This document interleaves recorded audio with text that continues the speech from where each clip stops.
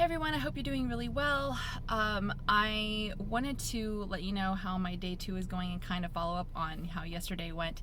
I also want to talk briefly about my shirt, Notorious RBG, because I think it's a little bit relevant to the video that I just posted about Dr. Fung versus Dr. Greger and all of that.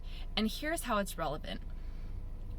All right, so Dr. Fung and Dr. Greger, they have diametrically opposing views when it comes to many things, not just, whether fasting completely leads to muscle wasting and whether exercise during a fast is, better or worse, but also when it comes to, of course, diet. As one of you pointed out, and this is absolutely true, Dr. Jason Fung, he encourages a animal-based ketogenic diet. And I preface that because even though we talk about ketogenic diets and people assume that it's animal-based, I have done a plant-based, a purely whole food plant-based ketogenic diet that does not involve consuming coconut oil or any oil for that matter. So it's possible. It's very difficult to do, but it is possible. So I just want to preface that. And even though the two have very, very different views, and even though I definitely am about the veggies and plant-based diet, I am not pro animal product ingestion at all whatsoever, I think it's very important that I not bias my own deep dive into their research. Because what they're basing their own conclusions on, they're their own studies, right? So I think that it's really important. You can't throw the baby out with the bathwater, and you can't say that because Dr. Fung kind of goes one way. And actually what he says is that if you fast, you can eat kind of whatever diet. But he tends to give a low carb diet to his patients, and he has helped his patients reverse type 2 diabetes that way.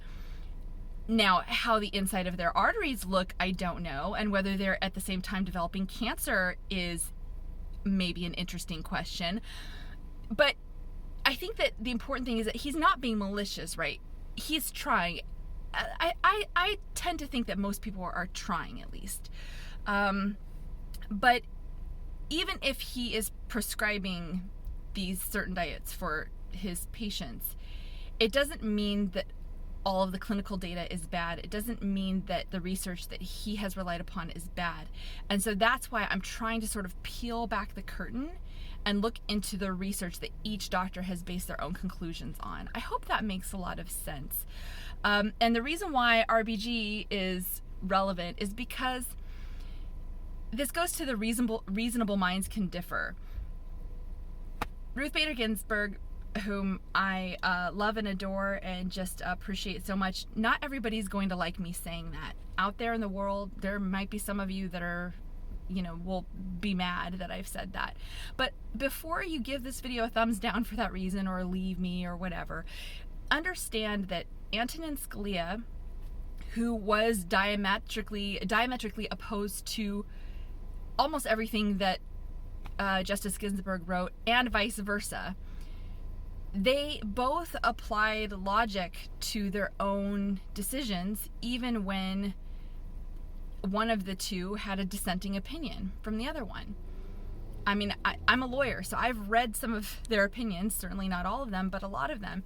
And the fact is they were best friends, so they were still able to come together and be reasonable with one another, and they loved each other, as friends. And also, it goes to show that reasonable minds can differ even when you are being given the same set of facts, and even when you're trying to interpret the exact same law as one another. And I think that that's applicable to research as well. So that's why, for me, it's important to not just say I like Dr. Greger much more than Dr. Fung. I'm trying to really check my bias at the door and peel back the curtain and really look into it for myself, and of course report to you whatever it is that I find for myself, and then you all can feel free to do the same thing if you want to. It takes a lot of time and effort. I'll be honest, it really does. So anyway, about this 18-week challenge, and I know I've like had a major digression now. I want to be honest with you about what I did last night. So as most of you know, I've had major acid reflux problems, and what I did was I was just having such a bad time. The whole day yesterday was just awful. And then I started thinking like, well, the last few days when things weren't bad, what is the difference? Why did I not have those symptoms for a few days? It was just kind of a relief, a respite that I had for a whole, at least a month that I was having acid reflux. And I remember that I was eating oatmeal every day. Every day I was having oatmeal. And I didn't add sugar to it or anything like that. I just added fruit. I'd add some bananas or some blueberries. And so I tried that. I ate some oatmeal, and you know what? It really helped. It really helped. And my symptoms definitely diminished. And I just can't tell you what a relief it was. And then this morning I woke up, no reflux symptoms whatsoever. And this morning I ate some oatmeal and I felt a little tiny bit, but it's kept at bay. I've had 3 little like cups of oatmeal now. And so even though I'm supposed to be fasting today, y'all, when you're dealing with major acid reflux, I'm sorry, I'm dealing with that first. So I think what this means is that on my fasting days, I'm still gonna try to keep them low calorie.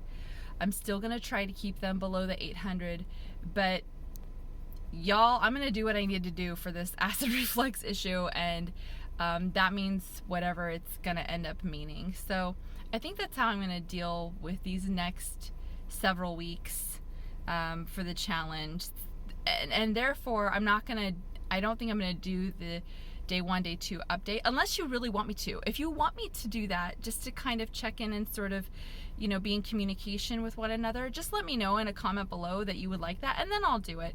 But otherwise, it's just going to be the way that it is, meaning I will attempt to do low calorie each of the 2 days that are my fasting days, and I'm just gonna have starches. I'm gonna have starches. It makes me feel better, and until I get this thing under control and really understand what's happening, that's what I'm gonna do. So I hope you all understand that. All right, please give this video a thumbs up, especially because I am filming this in a very, very hot car with no air conditioning. After I just got out of the gym, so I look like crap, but that's okay. It's important that we love ourselves anyway. Leave please a comment or a question below about what you want me to do for the rest of this challenge, if you're still on board with me or not. And subscribe if you haven't already done so. I will see you in the next one. All right, take care, everyone. Ciao.